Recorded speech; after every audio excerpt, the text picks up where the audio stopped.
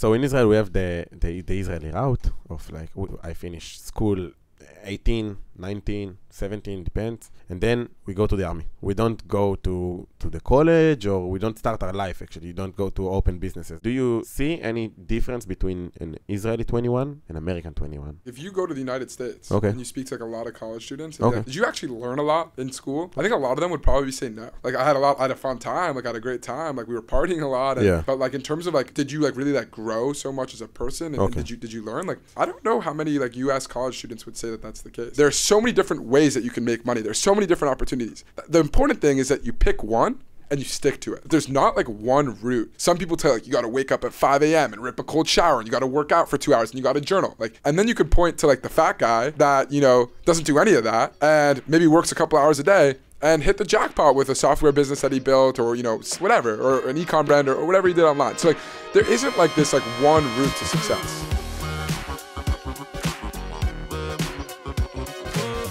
ברוכים הבאים להקול, הפודקאסט שבו נדבר על הכל, אבל עם כף, לא עם קוף. היום יש לנו פרק מיוחד, הפרק הולך להיות באנגלית, אז תהנו מהפרק. So today we have Oliver Brocato. Hello. Hey, how's it going, man? Good to have you here. Thank you for having me on. How are you? Doing great. Okay, so first of all, how is Israel? It's amazing, man. How long have you been here now? I've been here for probably around 2 months now. 2 months. And I keep extending it. Yeah? Yeah. You don't want to go? No, I don't want to go back. Why? Yeah. Why what do you love about Israel for now? Well, I mean, I think like it's a really cool combination, having such a thriving city, and then the beach. Like the beach part, I think is just like so unique. Yeah. I've been spending a lot of time there. In Tel Aviv? Yeah, in Tel Aviv. Only Tel Aviv? I did a couple of day trips. I went to Jerusalem. I got to do a little bit more traveling and exploration, but honestly, I've been like so wrapped up with work, and you know, there's so much to see and do in Tel Aviv that I haven't had the opportunity to do as much as I would have wanted to, but I'm sure I will. Why did you come here from like in first place? Yeah, so my sister, well, first of all, I'm Jewish. I've come here a couple of times before. But my sister was in Tel Aviv 2 years ago. It was during COVID, and she took a gap year from university and spent, you know, a full year here. And she said it was the most life-changing experience she's ever had. Really? And she fell in love with the city, fell in love with the country, obviously, and said, like, it is the best place on earth. And so, you know, I had this summer where I was in between leases. I had, you know, 3 months or so. And she was just like in my ear, like, you gotta go, you're going to have the time of your life. And she was right. Yeah. It's funny because probably around 30% of the listeners want to leave Israel. That's how it is, man. The grass is always greener on the other side. You know? Yeah. But no, like, I think there is like a key factor that like, when you start in Israel, so you have like a ceiling. We're going to talk about how to break the ceiling for our next the first topic, which is internet money. But like when you start in Israel, you have like only so much you can make in terms of money and things like that. Right. So we're going to start by telling who you are. Oliver Brocato, you're 21. Yeah. You're like the founder of Tabs. Yeah. Tabs is like, you want to tell? Yeah, sure. So Tabs is a sexually enhancing chocolate, which sounds crazy. But basically what we did is we took the most popular and effective natural supplements that typically come in a pill or powder format and just put it into a chocolate. And, you know, for us, a lot of people start with a product and then they try to figure out how we're going to market it and how we're going to push it out to the masses. You know, what I did instead was I decided to take something that was already viral, something that had that it factor, that potential. And then I decided to build a business behind that lended itself well to TikTok. You know, I really created this product for TikTok. Really? And so it's been a rocket ship. It's like a chocolate Viagra, yeah? I wouldn't say Viagra, like a natural Viagra. Yeah. Like a natural Viagra. Sure, the idea of it's like... Exactly. Nice. So how did you come up with the idea? That's first of all, it's like, it's kind of unique idea. Yeah, super unique idea. Yeah. You know, I think before diving into Tabs, it's probably important that you understand like a little bit more background about me. Yeah, because, for sure. You know, like before Tabs, I had, you know, countless other business endeavors and side hustles, and a lot of them were failures. A lot of them didn't go anywhere. How did you start with it? Like with your entrepreneurial journey? Yeah. I started when I was 14. I was a freshman in high school, and I saw the fidget spinner trend just like absolutely explode in class, and I wanted to capitalize on it. And so called my grandpa. He lent me $500, and with that money, I bought a 3D printer. I would like manufacture the frames. I would hammer in the skateboard bearings, and I would sell it to all my friends in school. And eventually, I ended up selling it to stores in my town and stores in neighboring towns. And then I had the idea of like, hey, like I'm gonna put it online, and I put it on eBay and Etsy, and that was like my first taste of like internet money. And I was like, holy shit, like this is real. There's a lot of potential here. It made a lot of money, or just like it didn't make a lot of money. Only the idea of making internet money. Yeah, it was just more so like the idea of going to bed and waking up with a couple of orders. Like people that didn't know me, had zero connection to me, that had never heard of me, had never heard of my product, and they're giving me their money. They're shelling out their credit card, and it's like getting transferred into my bank. Like that whole entire concept was just like so insane. And I remember I'd make the spinner, I'd put it in a poly mailer, and I'd run down to the end of my street and put it in the mailbox. And it was just such a wild concept. And I saw the potential, I saw the opportunity, and I knew that like I had to kind of see this through. And so from like 14 to 18, I worked on just like a myriad of like different projects. I had like a social media management company, which turned into a social media marketing agency. And then eventually I was working for my buddy's mom, like running her entire operations for e-commerce. She had like a fashion brand. And I took her from like $300 a day in sales to like $2,000 a day in sales. And eventually like over time, the businesses started to get bigger and bigger, and I just started going down like deeper and deeper into the rabbit hole. And that's when I discovered like the power of TikTok. I was about 17 years old at the time, and I had a buddy whose name is Alan Maman, who brought me on to his company in order to handle the influencer collaborations. And he wanted to focus on TikTok, which by the way, back then was like nothing. Yeah, TikTok was just beginning. It was just the beginning. Yeah, 4 years ago. Yeah, it was like 4 or even more. Ago, 4 or 5 years ago. I'm not exactly sure. 100%. Yeah, around. But it was a wild time because first of all, influencers had never monetized on the platform, which meant that you can basically secure deals like for pennies on the dollar, right? Because they'd never made a single buck, so they were willing to take anything, and they had good reach. And second of all, people that were on the platform as consumers, they weren't being bombarded with ads because other companies hadn't infiltrated the platform just yet.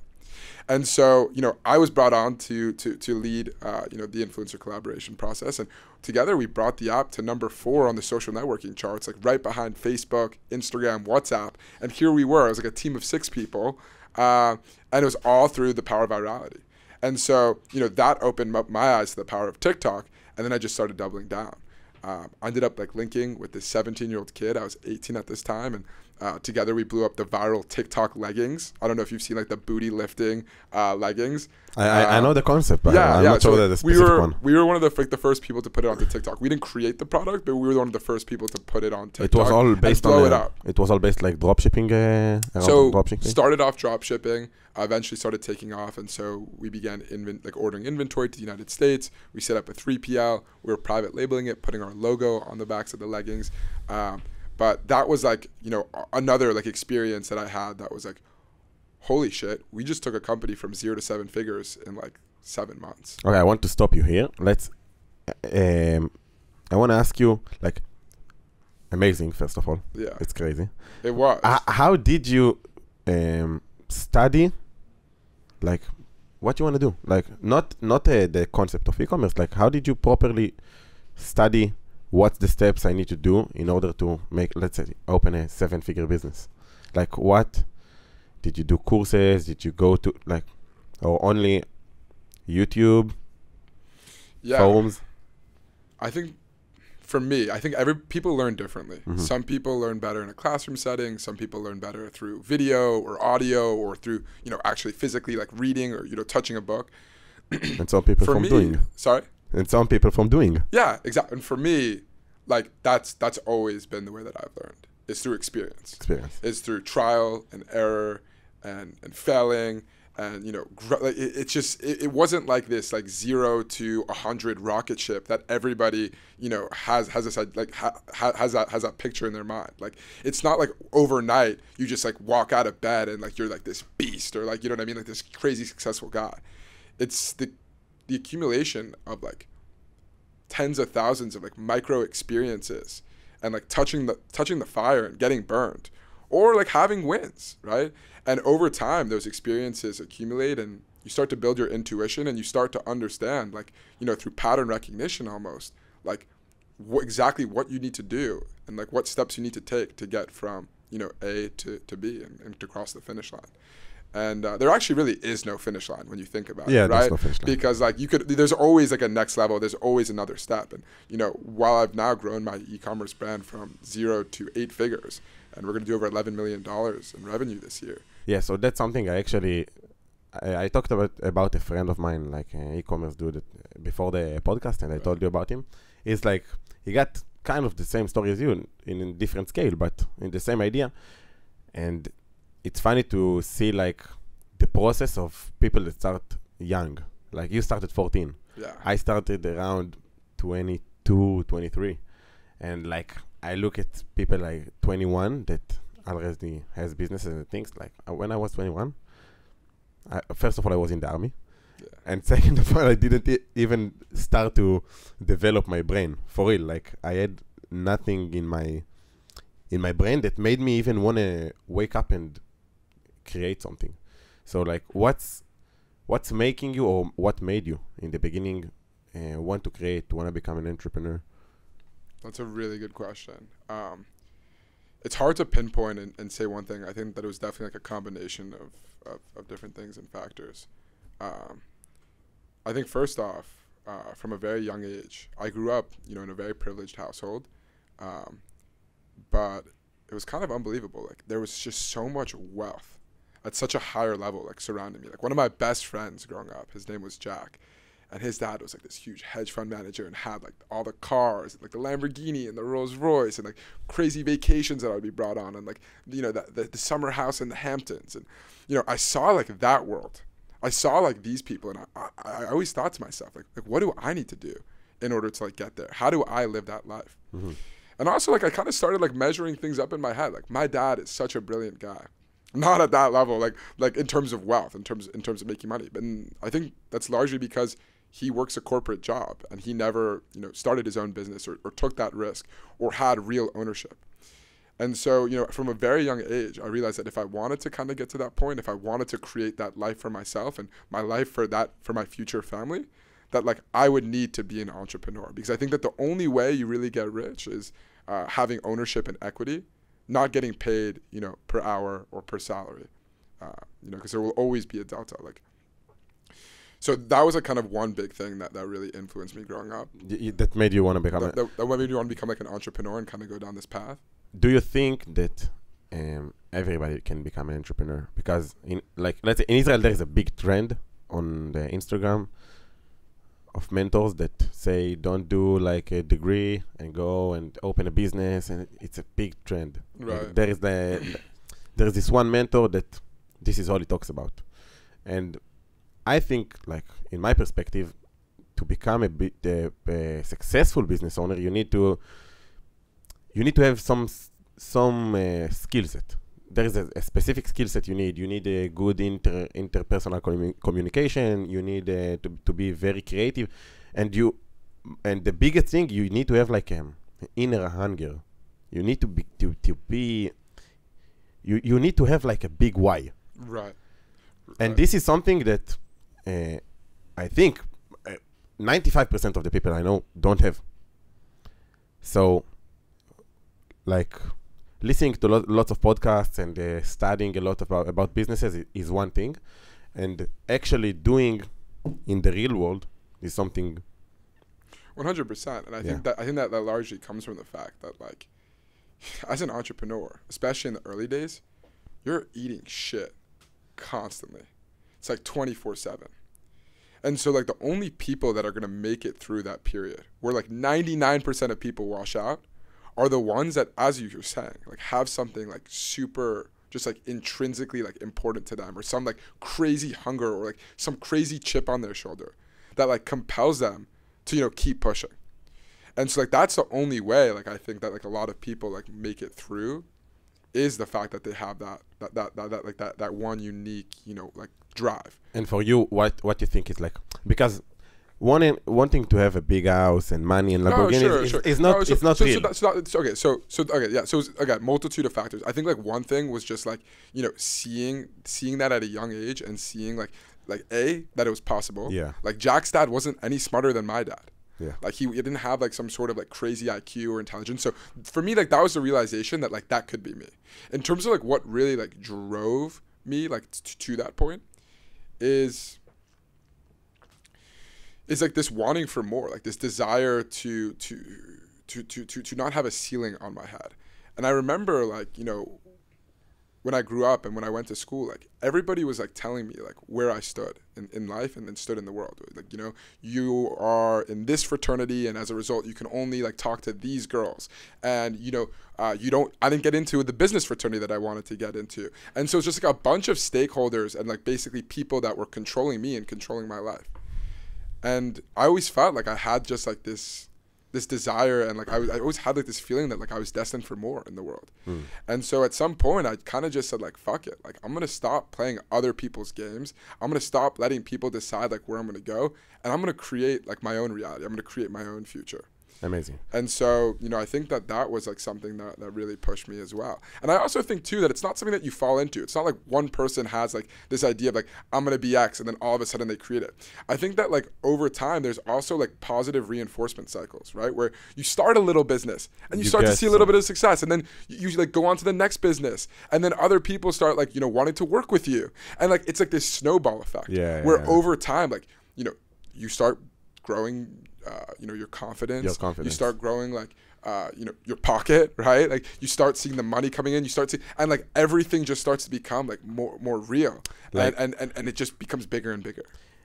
Like, I think I saw Alex Hormozi. Yeah. He has like a video that talks about self-confidence. He says self-confidence is built from lots of real value, like evidence. Validations. Evidence. Yeah. That you can do what you want to do. And only while doing like the real journey of an entrepreneur, you can get those, you know, to these places and like build this confidence, I'd say. And this is something I can see only with people that actually do. Like stop consuming all this content and start doing. Right. This is something that 95% of the people I see don't go through this like small step, but it's very big. They only consume and don't go out and do. Right. I heard this like really interesting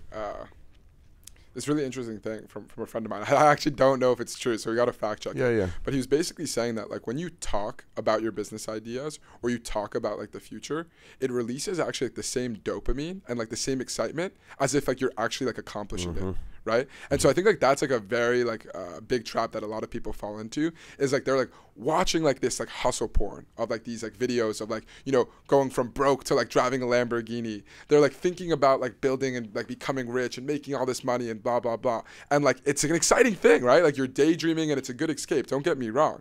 But at the same time, like what is that in terms of like, how does that contribute and how is that productive in terms of reaching your goal? Because you don't go ahead and just build like $1 million, $10 million brand like overnight. You got to be thinking like, how do I get my first customer? That's where your head should be at. Like forget the Lamborghini, forget the watch, forget the girls, forget the traveling. Like how do I get my first 5 customers? You got that? Boom.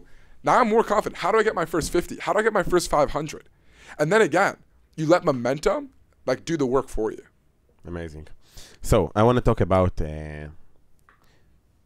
internet money. We talked a little bit about internet money, but I think it's like the concept of internet money is, for some people it feels, let's say, out of reach. Even surrealistic, it's not real. People don't believe that you can make money online. Right. So you talked about the first experience you had with internet money and that it changed your, with the fidget spinners. And for me, it was a little bit different because it was like it was an agency. So I still talk to someone on the phone and it became a deal. So it's not 100% online. The first real online money I made was with these guys with the plugin I talked about. And it was crazy for me because I'm used to service, like real service. I sell, let's say I close a $5,000 deal and then I need to deliver it with real work time. Absolutely. Suddenly you got things like SaaS or like, let's say products, physical products, and the work is not your time. Right. So this is like, there is internet money and there is, I don't want to say that the word passive income because it's not passive, but I'll say when you're in the higher leverage, internet money. Yeah. It's not like, it's not service. Right. It's not your time that you sell. And you're not getting paid by the hour. Yeah, right. Exactly. So the whole concept of internet money is like, it's a little far from most of the people. They don't believe it. I don't really blame them. I think that like people are skeptical because there's like these whole entire world of these gurus that exist that are like flashing like, you know, that lifestyle and, you know, all the cash and these crazy trips and the girls and all of these things. And then they're trying to shove a course down your throat. Yeah. And so I think that like it gives like a really, really like bad rep, you know, to internet money.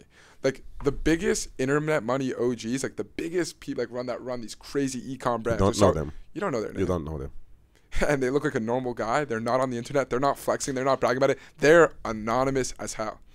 And I wish actually that they weren't so anonymous so that people, normal people, can see like this whole entire world that exists. And I'm friends with a lot of those people. And I can tell you, people make crazy money in the craziest ways. I have a buddy who sells slime on the internet. Okay? Slime, they're like actual like slime. Like slime in a cup. Okay. They're going to do over $20 million this year.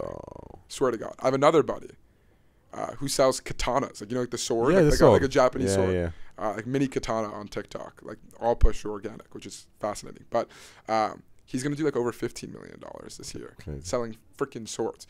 I know a 14-year-old kid. Like, and these are not people that like I'm like seeing on it. Like, these are people that like real people, like dinners, like we've hung out, like we've gone on trips together, etc. Do you find Sorry, no, go ahead. Do you find anything that connects all of them? Like, is there anything beyond like the hunger or the, you know, actually doing anything that you find that connects all of them? Do they have anything in common? That's a good question. Hormozy actually talks about this too. By the way, I don't know if you heard that soundbite. They feel the best, like they're the best. Yeah, exactly. I mean, like I don't know, like if I've like not like noticed the common denominator. You know, here's the thing about successful people: is that there's not like one route to making money or to being successful. Like some people tell like you got to wake up at 5 a.m. and rip a cold shower, and you got to work out for 2 hours, and you got to journal. Like, and then you could point to like the fat guy that, you know, doesn't do any of that, and maybe works a couple hours a day, and hit the jackpot with a software business that he built, or, you know, whatever, or an e-com brand, or whatever he did online. So like there isn't like this like one route to success. In terms of like common denominators, like that I've seen, like common themes, I think that like all of these people like are a little bit different.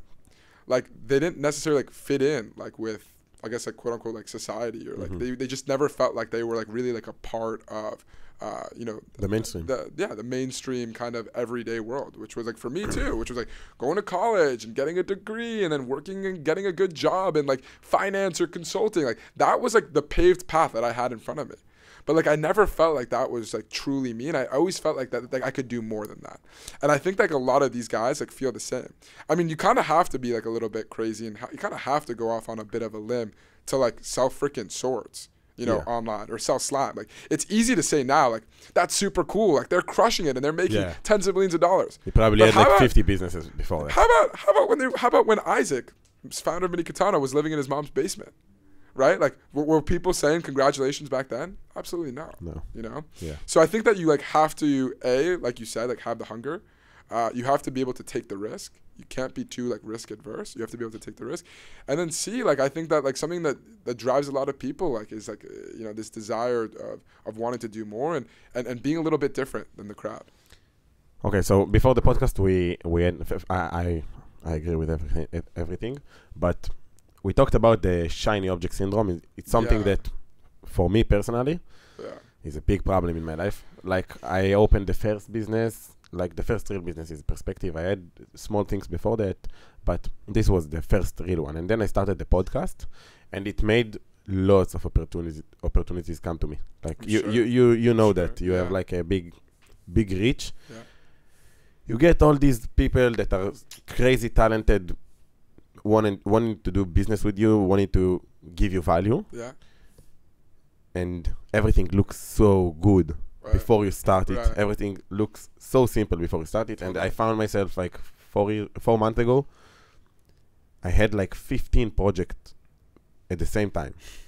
And then I had a talk with one of my friends. We talked exactly about the shiny object syndrome. And then he told me, Ben, you cannot do everything together. It's not working. Like, shut everything down, left only like 3-4 projects. And which still is a lot, by the way. Yeah, it's a lot, but it's manageable. But if, and they have synergies. Exactly. This is the thing. Right. They have synergies. Right. Like, if they contribute to each other. It's like you're kind of building an ecosystem and they all start feeding off of each other. 100%. I'm the same way. And I have a couple of projects that I'm juggling too. I think that's the only way to really maneuver with few projects together. Because your brain can only be like, give the energy to let's say one, I'll say niche, because when you have a business, you need to invent yourself like every time and every day and everything. So when you have like 3 of them, it's kind of hard to put all this energy at the same time. So I want to talk about the shiny object syndrome. Where did it meet you in your life, and how did you deal with it? Yeah, that's a good question. I think like shiny object syndrome, by the way, is like one of the biggest reasons why like beginners that are trying to get into the internet space fail. And like I have like a really good friend of mine who's like honestly the perfect example of this. You know, the guy started off like in crypto, then he moved into like NFTs, then he moved into day trading, then he went into drop shipping, then he started like a TikTok content creative agency, and it's just like every 4 months it's a different thing. The reality is that like it takes, years before your business truly breaks through. There's this really interesting graph, and I don't know if we can like throw it up on the screen. Yeah. But have you ever seen the trough of sorrow? It's like basically maps out like what it's like starting a business. And basically it talks about how, initially there's a huge spike, right? There's a huge spike where there's like the honeymoon phase, exactly what you're talking about, where you're thinking and dreaming about like all of, the amazing things that you're going to do in like this massive business that you're going to build. And then it goes down. And that's where there's wearing off novelty, where you think to yourself, oh, fuck. I need to get myself planned. This is a little bit harder than I thought. I didn't expect this to go wrong. I didn't expect this to happen. I didn't see this. And then there's like a long period where they call it like false wiggles of hope, where you see like a little bit of success, a little bit of potential, and then, some shit goes down. And then, for a while. And then eventually, like you make it to the promised land. And that's when like, businesses really kind of take off. And so like, it's crazy. Like there have been a lot of books and a lot of like information published about this phenomenon. But most businesses actually follow like that exact graph. And the craziest thing too is that if you look at my sales chart, it follows the trough of sorrow almost exactly, which was like so wild to see. That's another story for another time. But the point is like bringing it back to the conversation that like if you basically keep going and starting new businesses and you make it up to like this kind of initial point of excitement and then you never see it through, like you'll never have like a real business, you'll never experience like success. And so it's so important that like especially in the beginning like stages that there are so many different ways that you can make money. There's so many different opportunities. The important thing is that you pick one and you stick to it and you see it through, because like that is the only way you're going to see the light at the end of the tunnel. How long do you think you need to be consistent with something before you move to the next thing? Like not. I mean, that's a good question. Like everybody I think it depends on the business. I think that it depends on the person. Yeah. Somebody that I follow pretty closely on Twitter, he sold Pura Vida for $120 million. It's like a bracelet company, pretty big in the States. And one of the tweets that I just read, I think like from yesterday that he put out was, it takes 10 years to do anything good. 10 years, right? For me, like, I think like that's a really long time. I can't even conceptualize 10 years. I scaled Tabs from 0 to $11 million a year in 2 years. But, if I backtrack, I've been in the space since I was 14, and while I wasn't selling sex chocolate on the internet, it was like the same exact thing, just like with different vehicles and different things. So like how long does it take? I don't know. I don't think that you can put a blanket out rule, but I will say is that like I think that anybody could agree that the more time you spend doing something, like the better you'll become at it, right? Like the more time that you spend like honing your craft and honing your skill, like the better output you're going to have. because it compounds, right? Like if you're growing by like 0.5%, you know, every 6 months, or that was too small. Let's cut that. If you're growing by like, let's say like, you know, 2% or 5% every 6 months, you know, if you zoom out and you look at what that is compounded, it's not like, you know, a small difference. It's like a 3 to 10x difference. Yeah. Right. What do you think like are the, specifically for you, right, the most important skills that you have like for business generally? Because you have like an amazing, let's say, ability to not pronounce yourself, but to project what you have in your like. For me, it's hard to say it in English. No, in Hebrew, it's like it's all good, but you have a good communication skills, I'd say. Thank you. So I think this is something I see with lots of good business owners, that they have like good ability in their communication. And what's the skills or the top 3 skills that you have that you found the most important for business? That's a good question. I would say like above everything else, like I'm a marketer. Like I'm fascinated by consumer psychology. Like I'm fascinated by like the human brain and like how I can, you know, create and how I can, you know, alter messaging in order to kind of reach people and influence people to do things. And for business, it's, you know, to buy my products, or, you know. So like I would say like that's one thing, like is like this marketing brain. Like when I walk down the street, like I look at things a little bit differently than how most people do, right? Like I'm thinking like, you know, from a business standpoint, like, you know, I walk into an ice cream shop and I'm calculating like the turnover, you know, of the consumers and how long people are sitting before that they go to leave, and how many, you know, how many tables are getting filled, like, you know, every hour, right? Like I'm looking at like how many employees are working in the back. Like that's just like kind of like the way that my brain operates. It's a Jewish brain. Like, yeah, I suppose so. And like you know, and I'm always looking for optimizations, right? I'm thinking like, hey, like if I was running this business, like, I would do X differently, I would do Y differently, like this, like, you know, et cetera. So like I think like that's like one thing that like is like my like advantage, is that like I'm very I'm a critical thinker, and I'm always looking like on how to improve and how to optimize, and always looking like things from like a marketing standpoint of like how do I get people to buy in. So marketing and optimization. Yes. Yeah. I would say, but let's say I want like I'll say not skills, but okay, you know, it's actually skills. Okay. I would say like I have like an obsession, like with what I do. Okay. Like I live and breathe like my business. And now like the other couple projects that I have on the side as well, like I'm always thinking about it like 24/7, and sometimes I would say that it's a detriment because like I can't get it off my mind. But I think that like that obsession like with what I do is like my competitive advantage. Like, cause I'm just like constantly thinking about like, what can I do differently? What can I do to improve? Why is this working? Why isn't this working? How do I build a better team? How do I build better infrastructure? And so I think that like, you know, that combined with the fact that like I'm a quick learner and like I'm constantly like iterating, is like probably like one of like my unfair advantages, and like probably, you know, one of the biggest factors for my success. Amazing. So we talked a little bit about like your motivation. So I wanted to say something and I forgot, and now I remembered what I wanted to say. So if I take myself, what like my motivation, I feel it's like it's something that I like fucked up my mind when I was young. So it's like I have this thought in my mind, or this desire or dream to become very wealthy, and it doesn't come from a place like of I want houses. I want for sure like houses and the cars and the, you know, vacations and everything, but it mostly for me personally comes from like the way I was raised. Like all of my relationship with money is not I cannot say it's very healthy. Right. Okay. No, so me either. Yeah. So it's something around the way I was raised.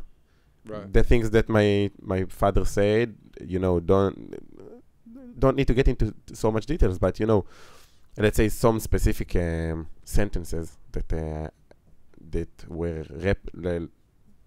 repeated. Yeah, repeated like a lot, and got into my mind and made me think some kind of things about money. So the urge to, let's say, delete these sentences, this is what makes me want to make so much money or become so wealthy. It's like, I'll say it's more of like a scratch in the brain. In Hebrew we can say, like, it's like something that... Oh, it's etched into. Yeah. It's like part of your identity. Yeah. So, no, same here. Like, I talked a little bit about, like, Jack and seeing Jack's family. And, like, again, like, I did have, like, a privileged upbringing, but money was always tight in my household. And, like, I remember, like, there was a lot of pressure. Like, everything was about money. There were always conversations about money. And so, like, for me, like, financial freedom was, like, super important. And then on top of that, like, from a young age, like, I was told that, like, you have to do really well on your SATs. And my parents were like, we're going to take your businesses away and you got to get into the best school and then you got to get the good job. And for me, like, when I went out on my own, like, making money was, like, proof. That was like validity that nobody could take away from me, right? Because like you can't argue like with a monetary success. Like when you start making more than like your parents combined, like your parents can't say like, yeah, like maybe you should go back to school. You know what I mean? Like, and so like for me, like there was like a lot of power that came from like basically saying that like I can venture on my own path, I could do my own thing, and I can do it well. I think even when I made more money than both of my parents together, I still was like, I had like a feeling that I need to prove them, like to prove them wrong. Like even when I made more money than both of them together, I was like, look, Dad. Same. Validate me, like you want it. Did he validate you? Because I think. I remember like sending screenshots. I had like my first like $50,000 day, and like I sent it to my family, and my dad's like, "Wow, like looks like you're taking on a lot of risk." You know. So for me, it was like so like I never got that validation, but yeah, like that was something that was like very detrimental to me. Was like, proving to my dad, and proving to my family that like I could. And until now, it didn't happen. Not officially. I would say like I think my parents are now like very proud. I think that they've come around and they're very supportive. Okay, so but like it was a struggle, and it still is a struggle. I'll say for me, it's first of all, it's a struggle for every entrepreneur I know. Like I don't even know one man that like his parents are 100% with him. There are more people there are people that are more like their parents are more supportive, but for me specifically, it was like even a few months after I made like lots of money, it was still all around like it's never been official like good job. It was like they stopped being so like skeptical.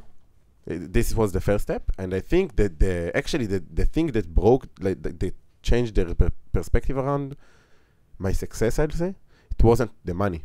It was actually more of like people knowing me in the, like from my podcast. Right. It's not even the money. Right. Like money was one thing, and I made nice amounts, and then like my father, my mother didn't really care about it. They was like, they didn't tell me like go do like a degree or things like that, but they were always skeptical. The first time I think like my parents changed their perspective was we was at like a restaurant, and the waiter was like, oh my god. Yeah, no, it wasn't so crazy, but it was like, hey, I know you from the TikTok. And then my mother was like, oh, my son is a celebrity. And then it was very funny.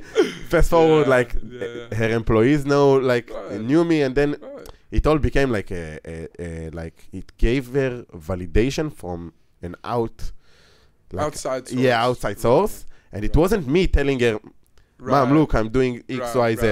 It was like her friends, her family, her like surroundings. You know what's interesting? Like something that I got wrong, I think like when I was younger and like probably a lot more immature, was like that created like a lot of resentment for me, because like I just wanted like my dad to be proud of me. I just wanted like my parents to be like happy for me and supportive. And they were supportive, but like really, really supportive. Yeah. But I think that like as I've gotten a little bit older and perhaps like a little bit more wise, like you realize like it's not like they have anything against you. Like, they still are looking out for your best interest. And like, the reason why they're being skeptical is because they're actually looking out for your best interest. To them, it's they can't conceptualize a world where you're making, you know, podcasts and getting paid, and that's like a legitimate job, because for them, when they were our age, that job didn't even exist. Yeah. TikTok wasn't around. So like, they don't understand like the potential or like everything that comes with it. Like, they're not in the world that we see, and as a result, they don't understand it. And so for them, something that's new to them is so scary, and it's so like, you know, off the reserve of what they know for the track to being successful. And so like, when my parents were like always like super harsh and coming down on me, like, you know, that used to make me upset. But now I realize, like, you can't really even blame them. Yeah, like, they don't understand. They don't see the value. It's not coming out of a bad place. It's coming out of love. Yeah, in the business like world, we talk a lot about value.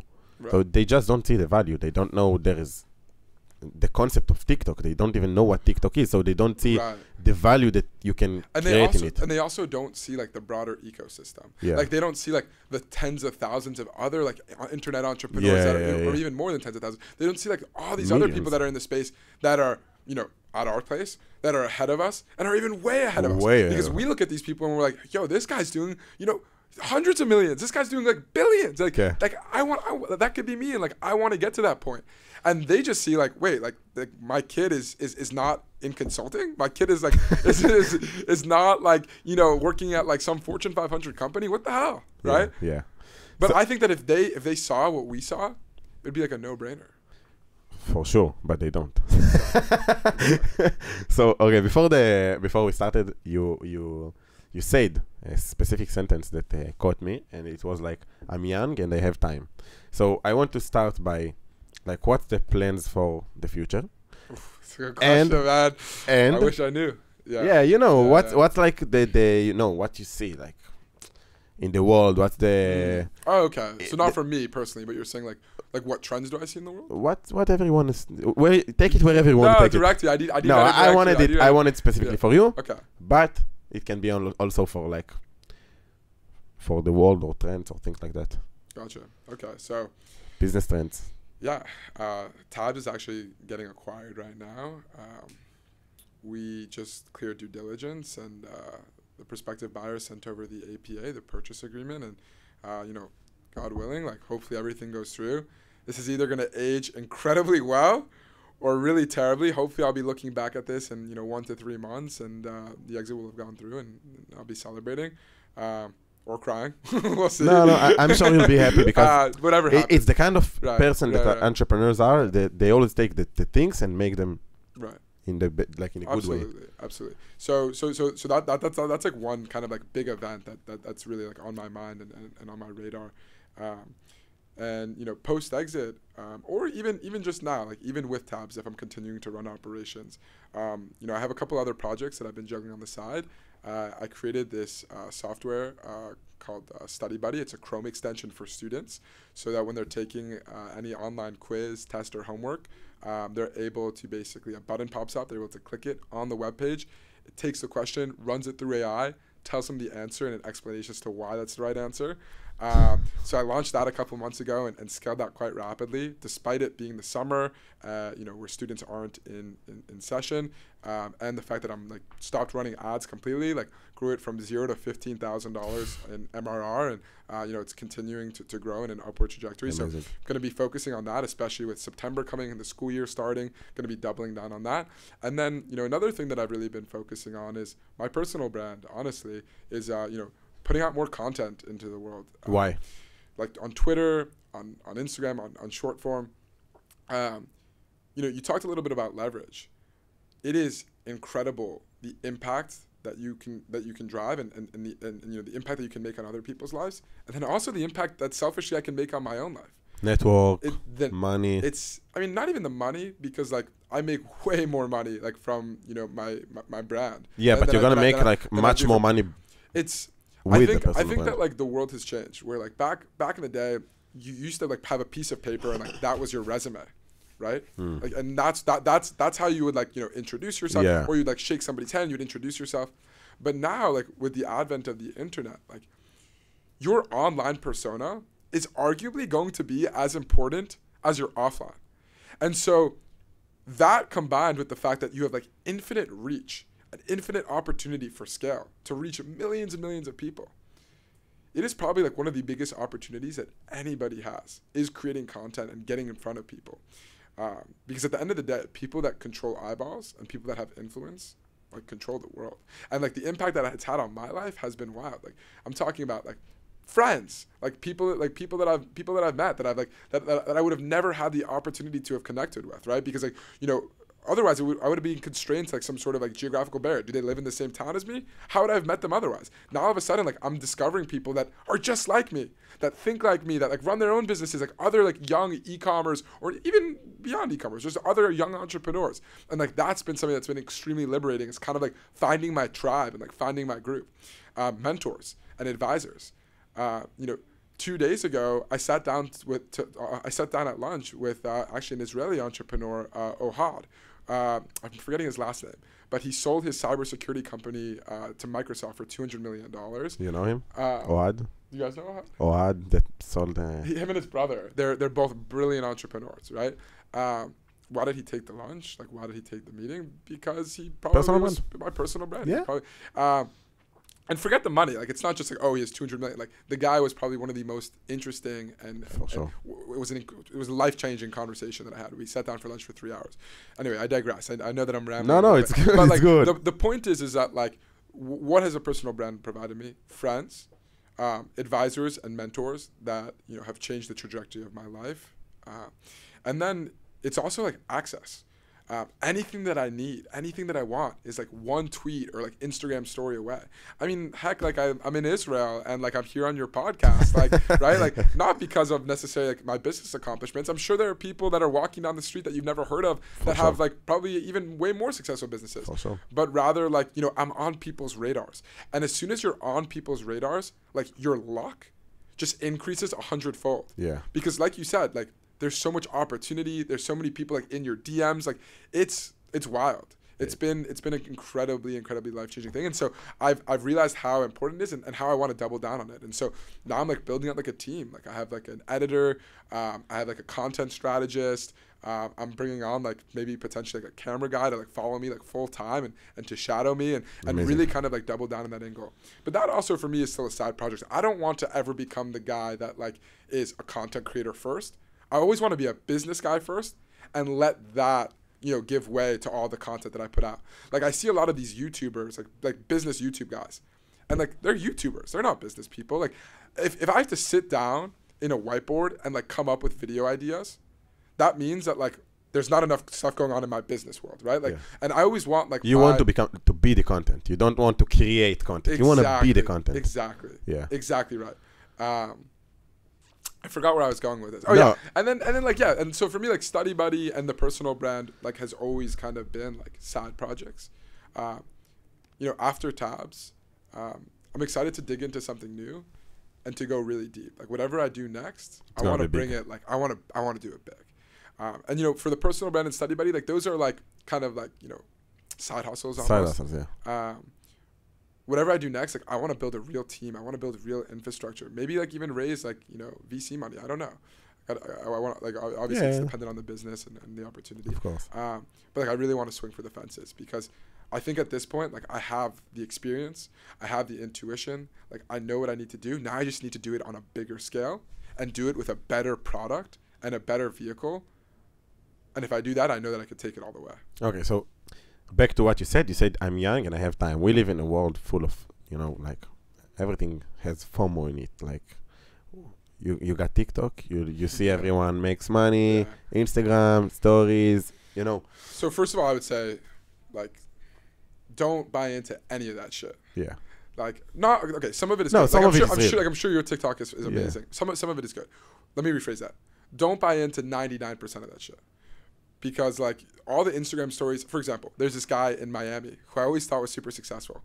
He's flexing his G-Wagon, his watch. I find out from one of my friends that he can't even ride the elevator in his apartment building because he's like scammed like multiple people in his building. So when he goes up to his apartment, which is like on the 20th floor on a high rise in Miami, the man's got to take the stairs. So like I'm not saying to like expose this guy. I'm saying that to say that like 99% of what you see online is like smoke and mirrors. Yeah. and just like complete nonsense. Because it's so easy to make it. Right. It's so easy to make. Like if I want to sell courses of let's say crypto courses that are a big trend in Israel, you got people at the 20th floor film like making videos of their watches or their cars or their expensive sushi. They just I don't know what it is, but they just film lifestyle, zero content, right. zero content, real actual business content or crypto real content, zero, only lifestyle. And once a day he pushed like a story for like go buy my course. People actually buy. I actually bought when I was younger from him specifically. Like there is this specific dude that only shows lifestyle, lifestyle. This is the only thing he shows, and I bought his course when I like finished the army. Literally the shittiest course ever. He took Ethereum on Google, Wikipedia, just shows us like a PowerPoint, and I don't know how to say it. Agdara. Yeah, like they show us like from Wikipedia definition, what is Ethereum? That's it. This is the course. Like Ethereum, Bitcoin, crypto, Wikipedia, nothing, zero content. So we live in a world full of FOMO. And how do you you said I'm young and I have time. This is something I probably never heard any entrepreneur says it, especially not young ones, because we have this hunger. We want to do like right, and I've had this hunger all my life. Okay. And now like I'm at like the tail end of like my biggest venture to date, right? Like before Tabs, like there were businesses, but never at this scale. Like this is like life-changing money. Like this is like scaling a business from 0 to like $11 million a year. Like I've never like kind of reached these highs or reached this point. And at this point, like I know that like whatever I want to do next, I want it to be huge. And so like I think that like one of my lessons from Tabs is instead of getting like consumed into like the hustle culture and like move right on to the next thing, like I actually have to take a step backwards. And instead I got to like look at like the landscape. I got to be very like tactical with like what I choose. Because you're because I want to take it all the way. Yeah. And oftentimes like it's the vehicle of the business that you choose is actually more important than your ability as an entrepreneur. Like you put like an amazing entrepreneur with like a shitty product or a shitty business, like it doesn't matter how good he is, he can only take it so far. And on the other side, you take an average like entrepreneur and like it's the right opportunity, it's the right product, it's the right company, whatever. You will go with it. It's a rocket ship. Yeah. And so like that's why like I'm looking at it like I really want to be very, very careful and tactical that whatever I jump into next, I want to be able to do it for 5, 10, 15 years. Maybe it's even like my life's work. Where like I can see myself doing it for the rest of my life, because like I think like that is like what separates like the unicorns and billion-dollar companies from like the millions or tens. Amazing.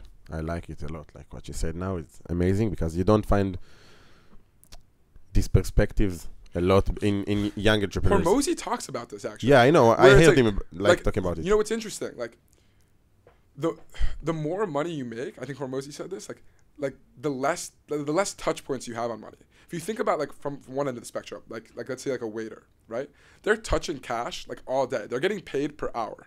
Then you look at let's say like a C-level like corporate worker, right? Maybe he gets paid like a monthly salary.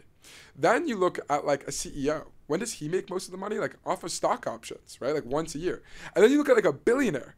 Like his money isn't even real. Like it's paper money. When does he make money? Like off of like an IPO or like off of like some crazy liquidity event, right? Yeah. And so like I think that like one of the things that like separates like the ultra successful from like the average person is they're not thinking in hours. They're not thinking about how am I gonna make like $1 million by tomorrow? How am I gonna make? They're thinking about like how am I gonna make whatever in 10, 20, 30, 50 years, like playing the long game.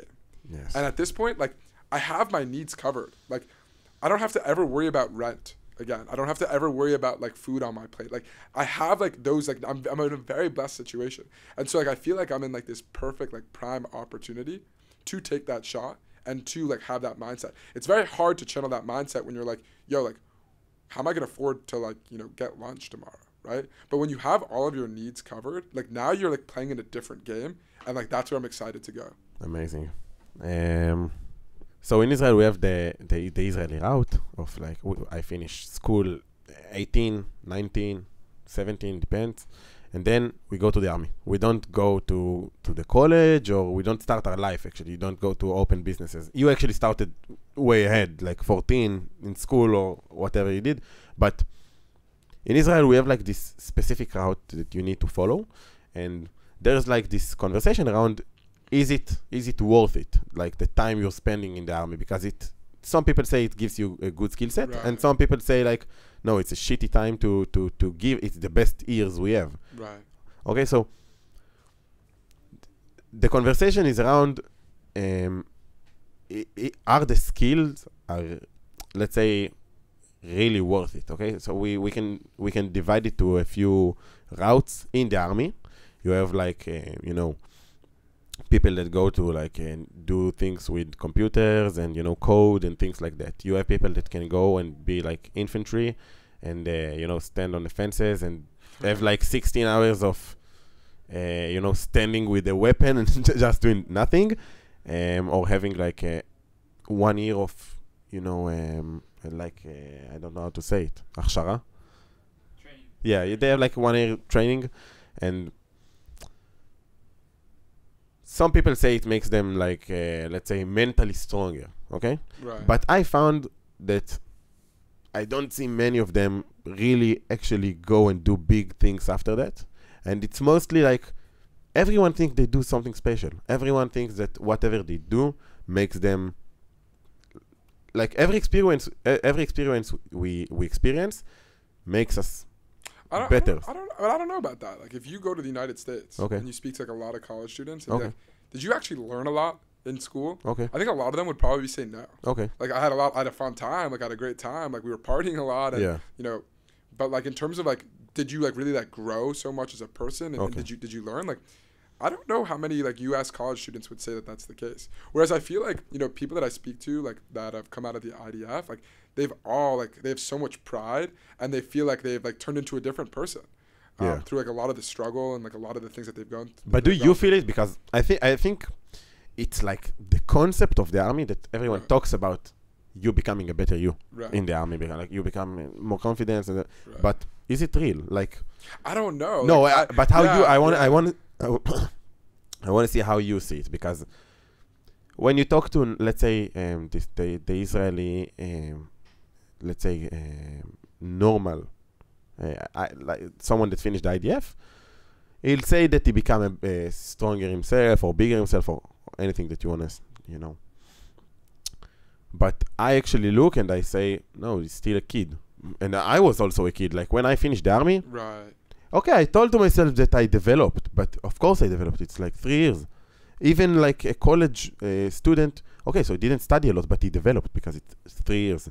He studied a lot, probably not around like, business, or I don't know, he didn't become stronger mentally, but he worked at some areas at his life and like made himself better at them. So do you, like, as let's say, as a guest in Israel, do you see or feel or think that there is again, how you see it? Do you see any difference between an Israeli 21 and like an American 21?